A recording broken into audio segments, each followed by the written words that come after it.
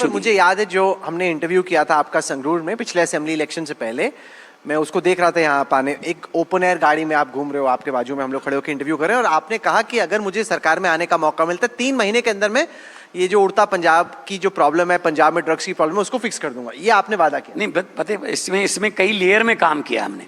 अगर हम supply chain तोड़ते हैं तो लाखों वो जो एडिक्टेड हैं, वो तो मरीज है ना, उनको तो हॉस्पिटल में होना चाहिए।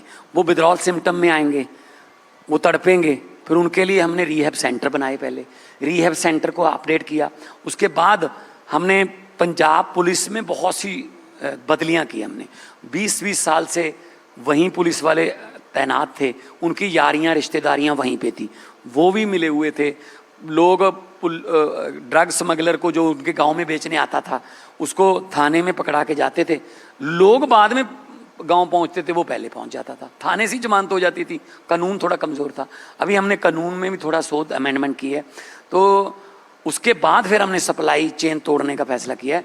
अब सप्लाई चेन पे हम लगे हुए हैं और होपफुली हम स्पोर्ट्स या कुछ ऐसी एक्टिविटियां, नौकरी, यूथ को हम, ताकि वो दोबारा ना उस तरफ जाएं। एक जो दूसरा आरोप लगता है वो ये कि यहाँ पे एक्सटॉर्शन के बड़े फोन आते हैं। उद्योगपति कहते हैं कि कोई भी, मतलब गोल्डी बरार हो, लॉरेंस बिश्नोई, गैंग के नाम पर, अब पता नहीं उस गैंग से फोन आ रहे हैं। पहले वाली सरकारों ने भी इसमें बहुत योगदान दिया है। उन्होंने गैंगस्टर अपनी इलेक्शन के लिए इस्तेमाल करके उन्होंने छोड़ दिए। है तो हमारे ही लड़के हैं वो, फिर वो ना तो दलदल में फंस गए, ना तो निकलने के लायक रहे कि हम इधर से कहाँ कैसे निकलें। तो फ़ोन आते हैं, लेकिन हम लोगों को अब यकीन है, लोग पुलिस के पास आते हैं। हमने कुछ टोल फ्री नंबर भी दिए हुए हैं कि अगर आपको कोई कॉल आती है हमें बताइए, कोई आईपी नंबर या कोई उसका जो भी।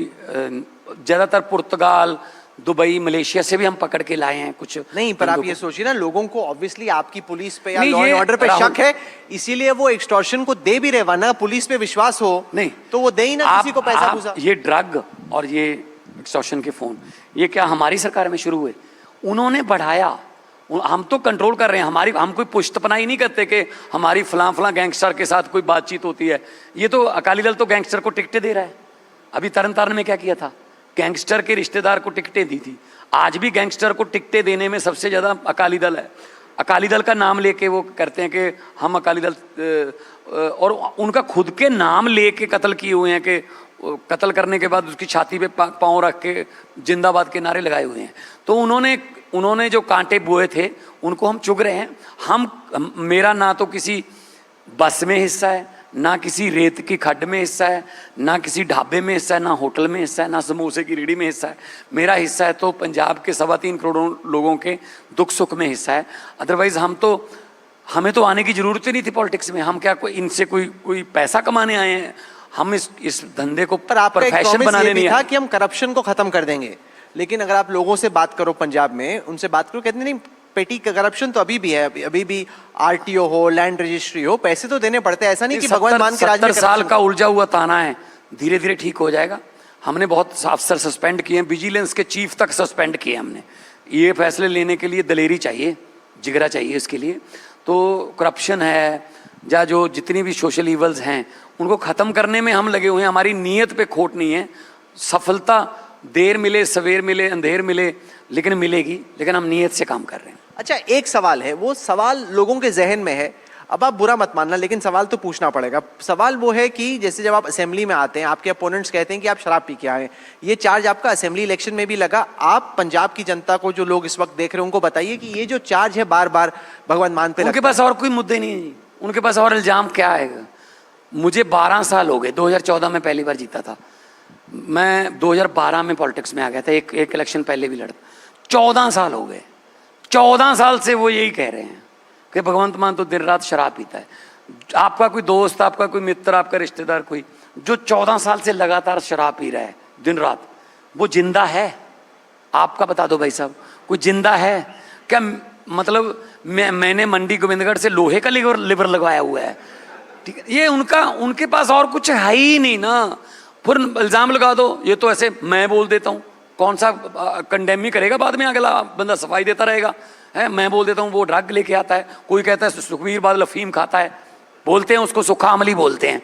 वो बताए ठीक है ना। वो कहते हैं जब भी कोई गलत मलत बयान देता है, मैं अपने पिता को पिता समान तो नहीं कहता ना, वो तो अपने पिताजी को कहता है मेरे पिता समान है। पिताजी को उठ के बोलना पड़ा था पिता समान नहीं हूं, पिता हूं। उनका एक वो कांग्रेस का प्रधान है, वो 12-5 48 बोल रहा है, ठीक है ना। वो मैथ को ही पता नहीं किधर लेके जा रहा है, वो क्या खाते हैं जी, मुझे पता नहीं चल रहा। तो ये तो पर्सन, वो मेरी माँ के बारे में बोलने लगते हैं, फिर मेरी बहन के बारे में बोलते हैं, मेरी वाइफ के बारे में बोलते हैं। इनके पास और कुछ है ही नहीं, गालियां देते रहते। लोग कहते हैं यार इलेक्शन आने दो पता चल जाएगा।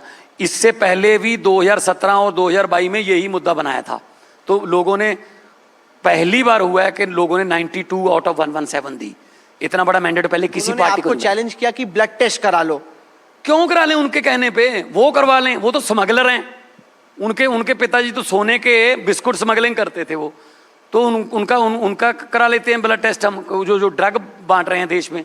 सो इसलिए ये इनका ये राजनीति या ये मुद्दा नहीं है पंजाब का। मुद्दे का पता तब चल जाएगा ना जब लोगों ने मुझे बोल दिया कि भगवंत मान हम तुम्हें वोट नहीं देंगे, तू काबिल नहीं है पंजाब चलाने के। 2027 में पता चल जाएगा, आ जाए बात पता चल जाएगा। 2027 में क्या रह गया, नवंबर दिसंबर में कोड लग जाएगा। यूपी के साथ होती है इलेक्शन, इसलिए यूपी में कुछ ज़्यादा राउंड होते हैं। हमारे फरवरी के फर्स्ट वीक में इलेक्शन होती है, तो पता चल जाएगा क्या फरवरी में। पश्चिम बंगाल में जीत के बाद बीजेपी बड़ी कॉन्फिडेंट है, उसको लग रहा है कि जैसे हम बाकी स्टेट्स में जीत रहे हैं, पंजाब में भी बीजेपी कुछ कर सकते। कैसे जीतते हो आपको तो पता होगा। नहीं, वहां पे इतना बड़ा बहुमत आया। नहीं, आप तो बिहार में भी जाते रहे हैं उनके। मैं तो यहाँ पश्चिम बंगाल भी गया था। हाँ, हरियाणा में भी थे।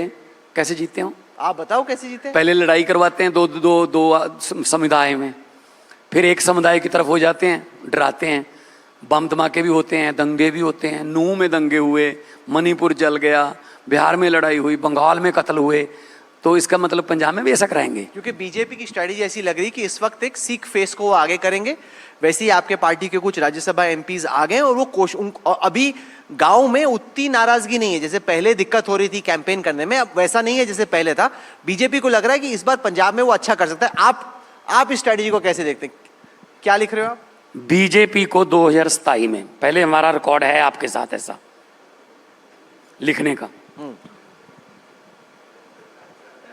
लाओ एक कैमरा लाओ भाई, कैमरा कहीं, कैमरा लाओ, कैमरा लाओ, कैमरा लाओ, कैमरा लाओ, कैमरा लाओ। क्या लिख रहे हैं आप? कह रहे हो कि बीजेपी को 2027 में 1 से 2 सीट, वो भी पठानकोट साइड, साइन भी कर दिए। क्यों आपको लग रहा है कि ऐसे आएंगे? मैं लोगों में रहता हूं जी, ये लिख लेना, रोक लो। और कांग्रेस का लिख दूं? कांग्रेस का भी लिख दो।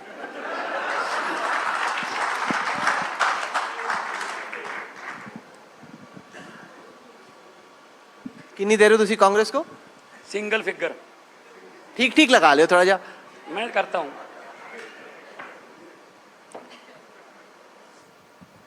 1 to 9। 1 to 9 कांग्रेस को।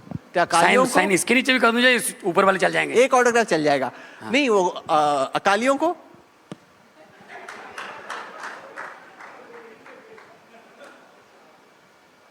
0 ले लो। ठीक तो लगा लो, पूरी फैमिली गायब। देखिए भाई, इतना तो मुझे घर पे पड़ता है, इतना ही रेट लगेगा। अपना तो बताया नहीं आपने, पिछली बार 92 बाकी जितनी बच गई वो दे दो सारी। हाँ, आपका मेन कंपटीशन आपके हिसाब से अगले इलेक्शन में किससे होने? ये अकाली को 0 दे रहे हैं, कांग्रेस को 1 से 9, बीजेपी को 1 से 2। ऐसा ही दिल्ली के इलेक्शन में भी आम आदमी पार्टी ने किया था, लिख के लिख लो। फिर दिल्ली में क्या हुआ? एक बार लिख के भी दिया था तो आपको, आज तक पे श्वेता ने किया था ना कि चन्नी भी हारेगा दोनों जगह से, कैप्टन भी हारेगा, सिद्धू भी हारेगा, मजीठिया भी हारेगा, बादल, दोनों बाप बेटा हारेंगे, मनप्रीत बादल भी हारेगा, हारे ना। पर उस टाइम पे आप ऑपोजिशन में थे, अब आपका जो मॉडल ऑफ गवर्नेंस है उसका टेस्ट है, ऑपोजिशन में रहे। ठीक है ना, इसके टेस्ट का रिजल्ट तक तो वेट करो, अभी क्यों कंडेम कर रहे हो? इसको सेव कर लेना भाई, सेव अब वीडियो में आ गया, सेव होगा, उस दिन निकालेंगे ये। सेव हो गया। हाँ सेव हो गया। हाँ कैमरे पे भी आ गया। हाँ कैमरे पे सेव हो गया। मैं भी सेव कर लूंगा। तो अगर आप उस समय एनडीटीवी में हुए तो मेरे इंटरव्यू करना यार। अभी तो आया हूँ ये बताओ, पंगा कर रहे हैं। कहीं भी हुए आप। तरक्की हो सकती है आपकी। जो प्लस नहीं, अब इस साथ तरक्की करनी तो मुश्किल है, लेकिन फिर भी जो भी हो आप तो वैसी सब मिक्स एंड मैच नहीं, मैं इस समय आम आदमी पार्टी की तरफ से लिख रहा हूं। हाँ। और मैं इंटरव्यू भी आम आदमी पार्टी की तरफ से दूंगा। आप जब जहां भी होंगे इंटरव्यू आपके साथ करना ही करना है मैंने। डन, इंटरव्यू होना चाहिए, वो जरूरी भी है। नहीं तो आपको लग रहा है कि बीजेपी के कुछ पहले से बेहतर करने के यहाँ पब्लिक बीजेपी पब्लिक में कब गई है? बीजेपी जितना एंटी पंजाब बीजेपी चल रही है इस वक्त। कभी कहते हैं चंडीगढ़ को हम विधानसभा बना के चंडीगढ़ को दिल्ली की तरह यूटी बना देंगे, पंजाब से छीन लेंगे। कभी कहते हैं कि पंजाब यूनिवर्सिटी चंडीगढ़ हमारी है।